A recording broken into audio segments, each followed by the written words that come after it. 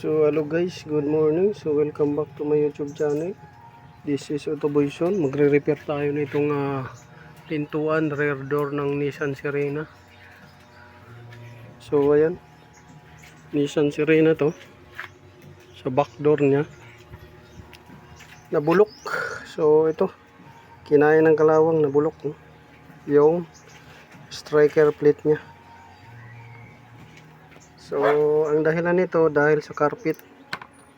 Nabasa yung carpet ng ulan, so nag-maintain yung tubig, nabulok. Ayan, basta may carpet kayo at pumapasok yung ulan, mabilis mabulok yung sasakyan dahil doon umaano yung tubig. Kagaya nito, dito naipon yung tubig dahil basa yung carpet. So ito, tinanggalan natin. Ayan, may mga tubig pa nga. So papalitan natin yan ng plate. So kung may mahanap tayo na ito striker, so papalitan din natin yan. So ayan na guys, natapos na natin. Ayan, so pinalitan na lang natin kasi bulok na yung luma. So ayan, pinalitan natin. So pininturahan na rin natin para hindi siya lawangin basta-basta. So may pintura na yan, red, lead, orange. Lead orange. Yan. So ito, magtataka kayo guys, bakit may butas dito, tsaka dyan, yung apat na butas na yan. So sadyang binutasan talaga yan para hindi mag-imbak yung tubig dyan. Tapos dito, hindi na natin tinapalan dyan dahil nakakatulong din yung butas na yan para hindi mag-imbak yung tubig. Kasi dito napupuno banda yung tubig. Yan. So ang welding nito, pag ganon, sa gilid, tapos gumanon, lagbag, flat bar na yung nilagay natin para matibay-tibay. So yan. So ito guys yung ginawa natin, tapos na yung striker lock.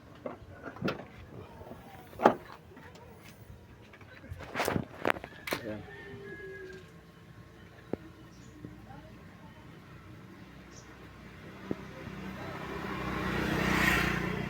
So may pintura na rin yan, pinintura natin para di basta-basta kalawangan.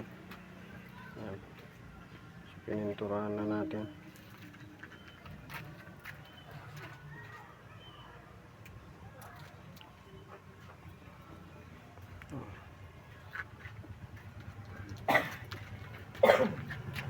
So okay na yung striker lock ito. Okay na.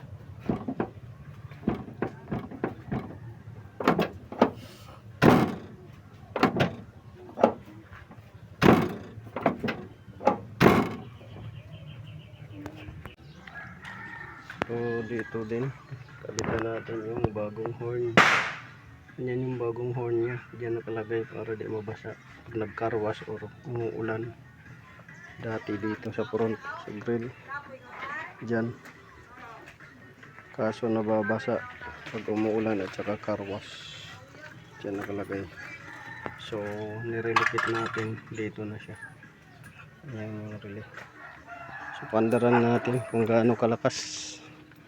So yung switch nito ay nakamodified ito switch dahil dito maghanap pa tayo ng contact point dahil hindi umaabot yung contact. Papalitan natin.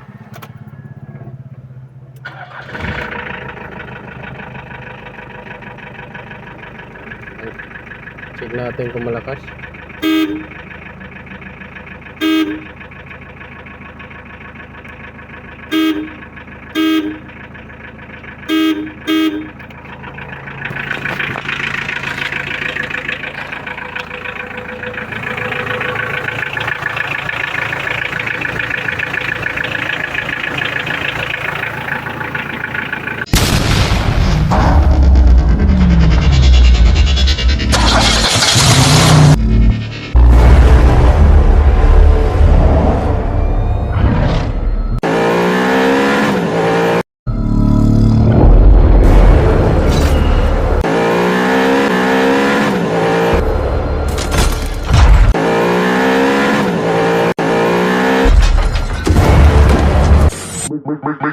make